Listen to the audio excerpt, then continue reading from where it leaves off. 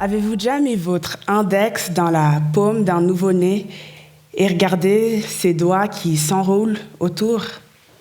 C'est vraiment un phénomène trop chou. On se dit, waouh, ce bébé, il m'aime, il y a un lien qui se crée, un rattachement qui se forme. Eh bien, cela fait partie des réflexes développementaux qu'ont tous les bébés, notamment le réflexe d'agrippement. Donc la mauvaise nouvelle de cette soirée, c'est que ce n'est pas par préférence forcément que le bébé s'agrippe à vous. Il le ferait pour n'importe qui, n'importe quand, car c'est un réflexe. Désolée. Voilà. Mais ce qui est intéressant, par contre, c'est le lien qu'il y a entre les mains et la bouche à cet âge-là. Donc on verra peut-être que quand l'enfant est en train de téter, il y a des petits mouvements qui se font simultanément. Mais ça, on y reviendra plus tard. Pour l'instant, c'est quoi un réflexe? C'est un mouvement automatique ou inné qu'aura l'enfant. Et ce mouvement, il aidera au développement de l'enfant. D'ailleurs, ce réflexe d'agrippement, ce n'est pas le premier qu'il aura eu, mais il aura déjà eu toute une série de réflexes dans l'utérus nommés intra-utérins. Et par la suite, il aura, quand il naît jusqu'à l'âge de 3 ans et demi environ, des réflexes de durée variable. Après cela, à 3 ans et demi, les réflexes posturaux vont venir remplacer les réflexes archaïques et rester à vie. Maintenant, vous me direz, c'est bien cette histoire de réflexes, et c'est mignon, les doigts qui s'enroulent autour du tien, mais dans la vie de tous les jours, concrètement, ça change quoi, en fait? Eh bien, c'est une très, très bonne question, et il s'avère qu'à mon avis, ça change beaucoup. Reprenons ce même bébé qui avait ce réflexe d'agrippement. On l'appellera Kwame, ce bébé. C'est un bon nom ghanéen. Et voilà, on avance de 4 à 6 mois, on le met dans sa chaise haute et on veut lui donner le biberon. Voilà Kwame. En l'occurrence, il est asiatique, oui.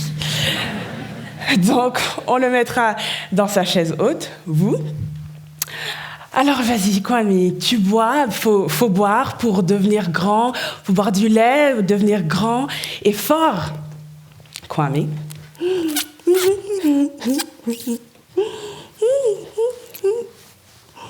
Mais Kwame, il y a du lait partout. Comment je vais faire pour nettoyer tout ça? Bon, tu te reprends, t'es quand même un gentil petit garçon, hein. Tu te reprends, hein. Kwame.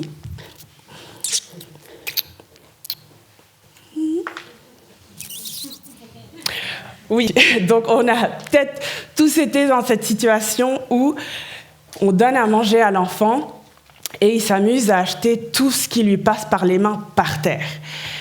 Et on se dit, il est quand même un petit peu insupportable. Mais il faut se rappeler d'une chose, c'est qu'il y a 6 mois, le petit Kwame, il avait un réflexe d'agrippement tellement fort qu'on pouvait le soulever tellement il s'attachait. Il ne lâchait plus rien. Et là, 6 mois plus tard, il fait une découverte énorme, c'est qu'il peut lâcher prise, littéralement. Et ça peut nous sembler banal à vous et moi, mais en fait, c'est énorme, c'est vraiment un accomplissement. Donc, la bonne nouvelle de ce soir, c'est qu'à l'âge de 6 mois environ, le bébé, il pourra acheter tout ce qu'il veut par terre et le faire exprès, en plus. Hein? Non? Non? Bon. Non, mais sérieusement, si ça vous fait pas, si ça vous réjouit pas, la solution, vous lui donnez à boire vous-même. Hein? Non, ça vous fait peut-être pas tellement rire le fait qu'il puisse jeter tout ce qu'il veut par terre, mais vous aurez peut-être tort, car figurez-vous qu'un jour, ça ne sera plus votre doigt auquel il s'agrippera, ni même un biberon, mais ça sera un stylo qui devra tenir ou un ciseau qu'il devra utiliser. Et là, s'il n'arrive plus à lâcher, problème. On verra peut-être ça, par exemple. Ou bien un manque de dextérité, des problèmes dans sa motricité fine. Ou bien, vu le lien qu'on a vu entre les mains et la bouche, un problème dans le développement de son langage. Et là, on peut se demander comment ça se fait qu'il y a des enfants chez qui ces réflexes sont retenus et d'autres chez qui ils ne sont pas? Ça fait une 50aine d'années environ qu'on essaye de répondre à cette question. Et en tout cas, ce qui est clair, c'est que chez les enfants qui ont des difficultés d'apprentissage, il y a un lien très fort entre leur capacité académique et les réflexes qui ont été retenus. Donc, les chercheurs regarderont le développement normal d'un enfant, ils verront que les réflexes suivent des stades assez constants à travers les enfants. Donc, si on reprend le petit Kwame à 6 mois, qu'est-ce qu'il est en train de faire simultanément? Il apprend à marcher à 4 pattes. Et à moins que le petit Kwame soit un gorille, il ne pourra pas marcher à 4 pattes les poings fermés. Il sera obligé, un jour, d'ouvrir. Et là, tandis qu'avant, on avait une stimulation de la paume qui causait le réflexe d'agrippement, on verra que petit à petit, cette stimulation, elle se dissipe et on voit l'inhibition d'un réflexe pour donner place à un autre.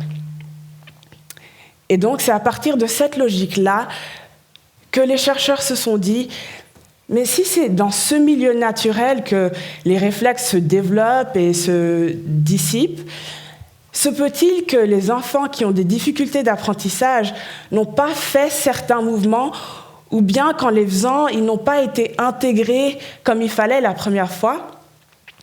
Et donc, ils ont créé des programmes de mouvement pour retourner en arrière, en quelque sorte, et réintégrer, refaire des mouvements qui ont été loupés, entre guillemets, la première fois. Et pour ce faire, il faut tester quels réflexes sont présents et lesquels ne le sont pas. Pour le réflexe d'agrippement, on voudra tester quelque chose qui s'appelle la dysdiadochokinésie. Qu'est-ce que c'est? On demandera à l'enfant de se placer comme ça. Et si le réflexe est fort, on verra déjà que c'est assez rigide, parce que rappelez-vous que le réflexe d'agrippement, il n'y a pas de différenciation entre les doigts. Et s'il est fort, ça sera un peu rigide. Et pour tester, on voudra qu'il fasse des mouvements alternatifs rapides comme ceci. Même si le réflexe n'est pas présent, ça demande un tout petit peu de concentration. Mais si le réflexe l'est, on verra que c'est lent et j'arrive pas à le faire. C'est pas acquis, en tout cas. Mettons ça comme ça. Bon, alors que faire avec toutes ces informations?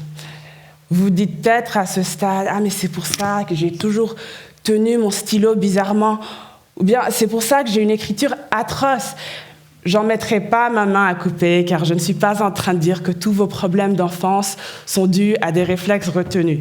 Soyons clairs. Néanmoins, le problème qu'on a, c'est le suivant.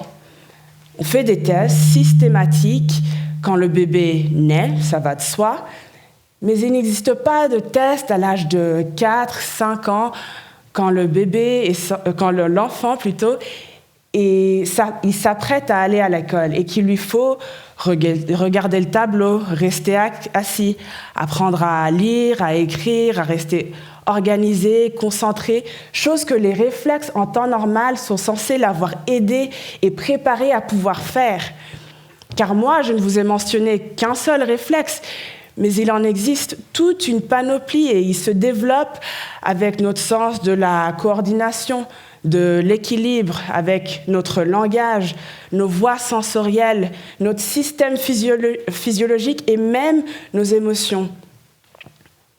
Ne vaut-il donc pas la peine d'éduquer les instituteurs à au moins pouvoir repérer ces réflexes et peut-être à établir si oui ou non ils seraient à l'origine de lacunes qu'ils voient au sein de la classe de jour en jour?